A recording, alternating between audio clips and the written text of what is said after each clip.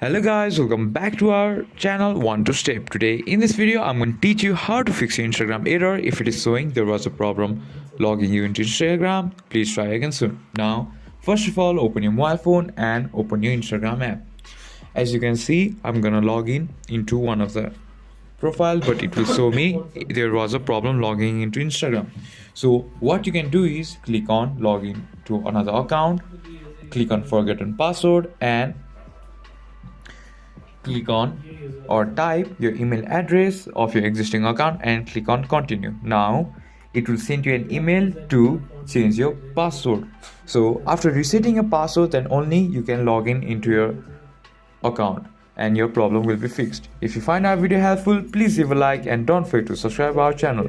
Hit the bell icon button to get updates on our new videos and drop a comment for reviews and more contents like this. Thank you for watching.